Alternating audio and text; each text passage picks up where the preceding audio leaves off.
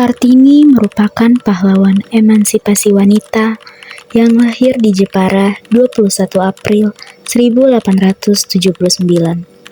Perjuangan Kartini dimulai ketika melihat adanya diskriminasi antara kaum laki-laki dan perempuan. Saat itu perempuan sama sekali tidak boleh merasakan pendidikan. Pada saat 1891, hari itu Kartini tidak bisa berhenti bersedih.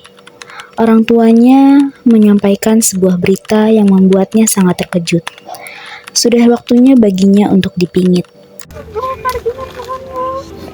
Sudahlah, Tini. Laksanakan apa yang sudah menjadi tradisi. Kelak kau akan mengerti mengapa semua ini dilakukan. Keesokan harinya, Kartini bertemu dengan ketiga saudara untuk membahas akan pingitan. Iya, gimana ya rasa dipingit? Entahlah Tini, yang pasti kau tidak bisa sebebas dulu. Kau akan dikawal kemanapun kau pergi. Aku tak mau dipingit. Aku ingin bersekolah. Ini sudah menjadi adat dan kita tidak bisa melanggarnya. Kami akan mencoba membantu agar kau bisa mendapatkan pendidikan yang lebih tinggi. Iya, aku sangat menyayangi kalian semua. Bersabarlah Tini, kau wanita tangguh. Aku yakin kau bisa melalui ini semua. Itu pasti. Benarnya apa sih itu dipingit? Oh, Rokmini dan Kartina juga masih bersekolah. Kapan kami akan dipingit juga? Saat umur kita 12 tahun, Sumatri, ya kan Tini? Kartini sedang duduk di salah satu bangku kayu yang terletak di belakang rumahnya. Tiba-tiba seorang gadis berwajah Eropa terlihat berjalan dari kejauhan. Kartini memicingkan matanya dan segera tertawa gembira. Melihat siapa yang datang mengunjunginya, ternyata sahabatnya, Stella. Stella? Kartini, bagaimana kabarmu? Secara fisik, aku memang baik-baik saja, tetapi aku tidak bisa memungkiri bahwa batinku terasa perih. Kalian tahu kan, aku tidak bisa berdiam diri. Aku mengerti, tidak ada lagi gadis pribumi yang cerdas dan ceria sepertimu. Kelas akan terasa sangat sepi sekali. Aku juga sangat merindukanmu. Aku ingin kembali, tapi tradisi ini membuatku tidak bisa melakukan apapun yang aku mau. Aku pun tak mengerti dengan tradisi itu, Kartini. Apa salahnya perempuan bersekolah? Aku pun berpikir seperti itu. Kalau kau tak bersekolah, apa yang kau lakukan, Kartini? Aku hanya melakukan apa yang dilakukan perempuan pribumi lakukan, selayaknya. Kemudian aku akan menikah. Itulah yang dikatakan ibuku. Ini kau harus bersabar. Kalau kau membutuhkan bantuanku, aku akan selalu ada untukmu. Terima kasih, Stella. Ini aku bawakan buku-buku untukmu. Beberapa di antaranya berbahasa Belanda. Kau bisa mempelajari buku-buku ini. Sungguh, aku tidak bisa mengatakan apapun lagi. Tak apa, Kartini. Aku berjanji akan selalu mengunjungimu dan melewati masa-masa sedihmu. Hari-hari Kartini pun diisi dengan semua hal yang katanya harus bisa dilakukan oleh wanita sejati. Ditambah dengan belajar bahasa Belanda melalui buku-buku yang dipinjamkan oleh sahabatnya, Stella.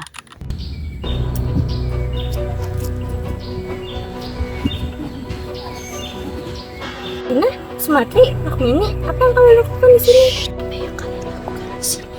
Ayo kita pergi. Iya, ayo kita berkeliling Jepara. Kalian tahu kan aku dipingit. Aku harus pergi dengan pengawal dan tidak mungkin aku bebas berinteraksi dengan masyarakat. Maka dari itu kita tidak boleh ketahuan. Ayah dan ibu sudah pergi. Ayo kita pergi. Kami bertiga akan mengawalmu.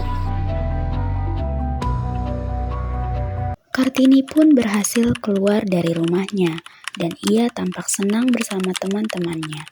Tetapi saat di tengah perjalanan, Kartini seketika berhenti dan melihat sesuatu. Tini, ayo kita hampiri wanita yang di gubuk itu. Mereka pun menghampiri wanita yang ada di gubuk itu.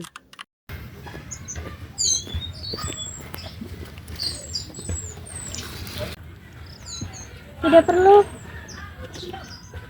Apakah kalian putri-putri Adipati Sosroningrat? Aku bisa tahu. Kali melihat kalian di sini bersama Bapak Bupati. Apa yang membuat kalian ke sini tanpa pengawal? Apakah kalian tidak dipingit? Saya bertanya, Ya, boleh. memang dipingit adalah hal yang harus dilakukan oleh seluruh masyarakat pribumi. Karena dipingit sudah menjadi tradisi sejak zaman dahulu. Saya tidak bersekolah, karena yang bersekolah hanyalah rakyat Belanda dan juga pribumi yang laki-laki. Lagi pula untuk apa wanita sekolah? Ujung-ujungnya wanita akan menikah dan melakukan tugasnya. Setelah Kartini mendengar jawaban rakyat tersebut, mereka pun pulang. Setibanya Kartini di rumah, ia terkejut atas kedatangannya Rosa. Rosa, dengan siapa kau di sini? Apakah kau bersama sahabat-sahabatnya? Tidak Kartini, dengan keluargaku lagi datang ke sini. Benarkah? Kalau begitu aku ingin bertemu dengan mereka. Sudah lama aku tidak bertemu dengan orang tuamu. Sebentar Kartini, ada yang harus aku bicarakan denganmu. Apa maksudmu, Rosa? Karena sekolahku di sini sudah berakhir, aku akan melanjutkan pendidikanku ke Belanda Kartini. Lalu bagaimana dengan sekolah, kami dan juga Kankoy? Sahabat yang lain juga akan pergi. Sebenarnya kami ingin mengajakmu, namun kami tahu bahwa kau tidak akan diizinkan untuk pergi. Aku tidak tahu harus gimana kalau berpisah dengan kalian, Rosa. Tenanglah Kartini, aku pasti akan membalas suratmu dan akan menceritakan keadaan di luar sana. Hari-hari dilewati oleh Kartini dengan lebih bersemangat. Ia selalu berkirim surat dengan sahabat-sahabatnya. Ada banyak hal yang diceritakan oleh sahabat-sahabatnya, termasuk melanjutkan pendidikan melalui beasiswa kedokteran Belanda untuk Kartini. Mana pendapat Ibu tentang beasiswa kedokteran itu, Bu? Ini, untuk apa kau melanjutkan bersekolah? Ibu tahu, melanjutkan bersekolah adalah keinginanmu, ditambah melalui beasiswa, yang artinya Ibu dan Bapak tidak bisa menanggung uang bayaran, Nak. Ibu, bukankah Ibu tahu bahwa Tini memiliki cita-cita untuk membuat sekolah perempuan, untuk mengenyam pendidikan? Jika Tini menikah, mimpi Tini tidak akan terwujud. Menikah hanya menghambat segalanya, Bu. Umurmu sudah cukup. Bahkan, biasanya tidak ada wanita 24 tahun yang belum menikah di Jepara. Kau sadar dari itu, Tini? Sudah saatnya kau dipingit. Berhenti dipingit, Bu! Tentu, apabila kau menikah, kau akan berhenti dipingit, anakku. Karena sesungguhnya, pingitan itu untuk melindungimu, untuk melindungi kaum seluruh perempuan. Dan kau harus tahu, bahwa sekarang sudah ada yang ingin meminangmu.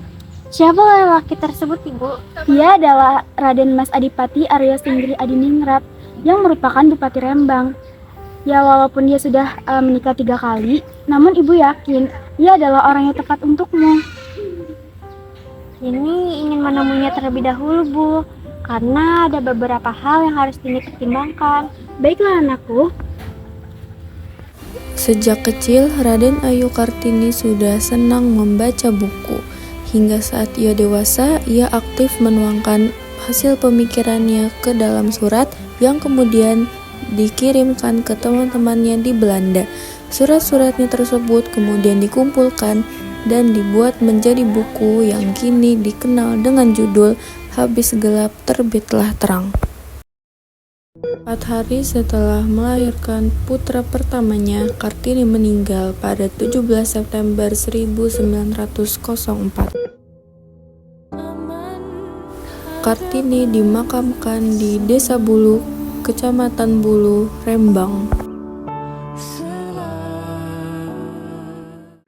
Dari film yang kita buat, pesan moralnya, kita bisa belajar banyak hal. Pertama, kita tidak boleh menyerah meskipun ada batasan. Kartini yang dipingin saja bisa menghasilkan karya yang luar biasa, apalagi kita. Kedua, pendidikan itu sangat penting untuk meraih impian dengan sekolah dan belajar. Kita bisa menjadi orang yang pintar dan berguna bagi banyak orang. Ketiga, kita harus berani menyuarakan kebenaran dan melawan segala bentuk ketidakadilan. Seperti yang dilakukan oleh Kartini, semangat Kartini harus selalu kita teladani, agar kita bisa menjadi generasi muda yang hebat dan membawa perubahan positif bagi Indonesia.